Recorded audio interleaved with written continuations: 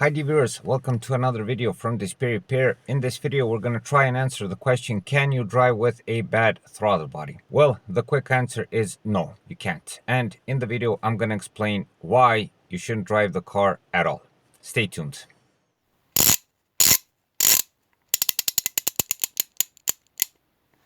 DisplayRepair.com.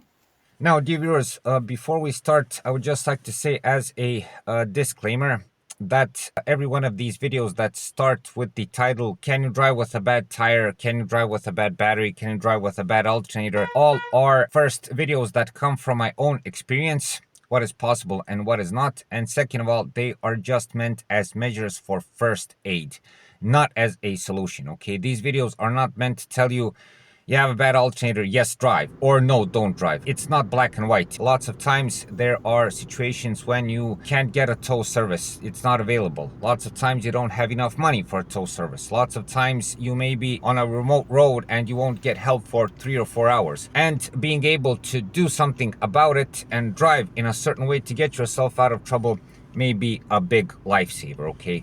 Beginning from the opportunity to get yourself off the road, off a highway, for instance, into the stop lane, that may be enough to change a sequence of events that can go bad, okay? Or to be able to drive yourself to safety for the next 20 kilometers and get yourself out of trouble. It can be a life changer. So the point is, don't take these videos as a solution.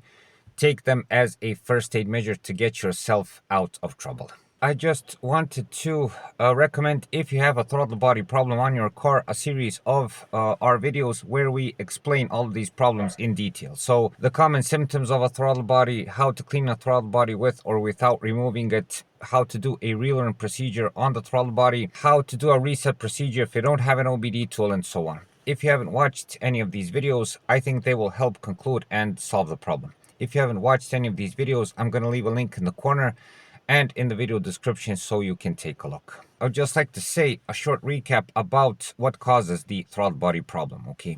I don't know if you know your car parts, but this is a throttle body. They are mostly the same on most cars.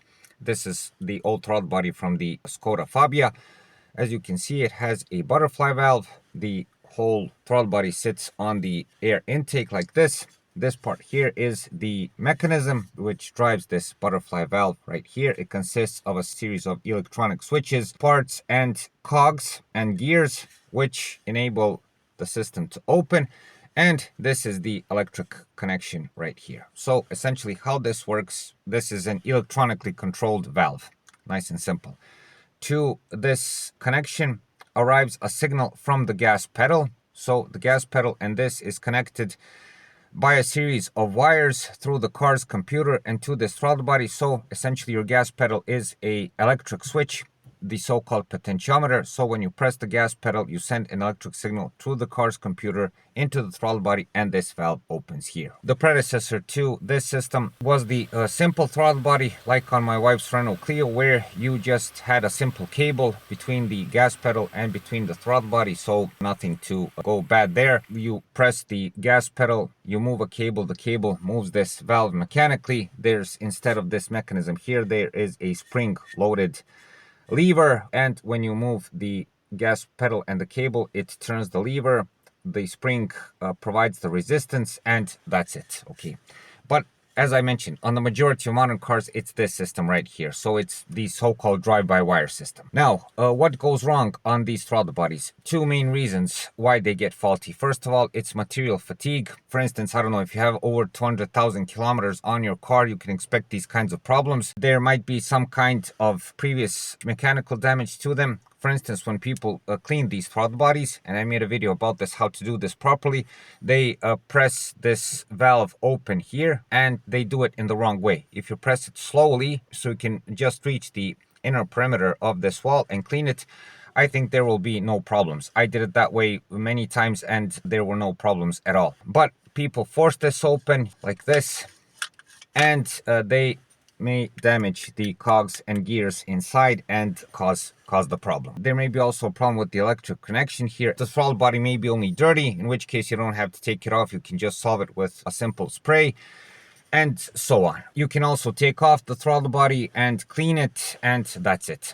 whatever the case is, when the throttle body fails, it affects how you drive. Of course, as I mentioned, the point of the throttle body is to get air into the air intake and into the engine, and this way the car accelerates, the engine can rev, and you can drive. If there's a problem with this, there's not enough air and the engine doesn't have enough power, and of course this affects how you drive. Mainly in situations like when you do an overtaking, when you're in an uphill drive, when you need the engine power, there won't be any. So that's the first problem. But prior to that, in most cars, the way the manufacturer tries to save the engine and tries to save you from further trouble is to put the car into safe mode. This means that the car's computer registers that there is a problem and limits the engine performance because of this. In case of the Skoda, for instance, the revs go to 1500 revs, they stay there, you can press the gas pedal, nothing happens, and essentially, if you're skillful enough, you can put the car into a lower gear and sort of drag yourself to the side lane, to a parking lot somewhere, to safety, turn off the car, and that's that. Okay, you have to further solve the problem.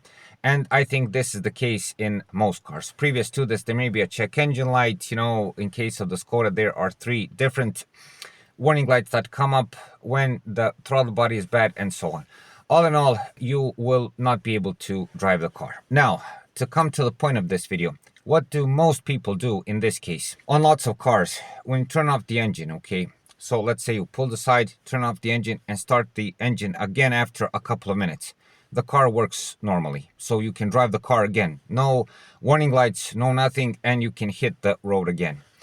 And this is where lots of people, in my personal opinion, make a mistake. And that is that they are essentially risking. Because when this is faulty, it is only a matter of minutes, maybe hours, when you get in a situation where you have to press the gas pedal, you know, a couple of times, maybe press it harder, and it will again cause a problem with this mechanism, and again it will go into limp mode. And imagine if you do this if you are overtaking someone on a 2-lane road. Imagine this if you are at high speeds. Imagine this if you are again on an uphill. Imagine this when you're in big urban traffic and this dies on you. There are all kinds of scenarios that can go bad. When this happens, again, you will not have any power in your car. I'll just speak in the case of the Skoda. They wisely let the car work on 1500 RPM, so you can at least move yourself to safety. Maybe some cars cut off completely and you can't drive the car anymore. Some cars can be driven, there are revs, but there is limited power. You know, there's all kinds of scenarios. All in all, the point is, do not continue driving. It is a big risk.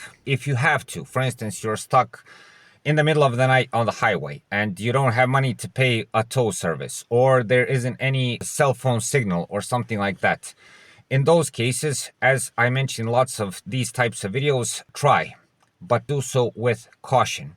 Okay? So I would recommend the stop lane, or turn on your hazard signals, move to the side of the road as much as you can, make yourself visible on the road, especially at night, that everybody knows that you're in trouble, and drive as slow as possible. To drive manual transmission, I would say second gear and 20 to 30 kilometers maximum, and try to drive yourself to safety. If it's an open road and you see that there is not much risk, you can drive a bit faster, but I wouldn't drive over 40 kilometers per hour in any case. But again, the best thing to do is to pull over, stop the car, and search for help. Especially do this if you have passengers with you. If you're going on a longer road or something like that, do that. You will be safer. Anything else besides that is experimenting. So once more, can you drive a car with a bad throttle body?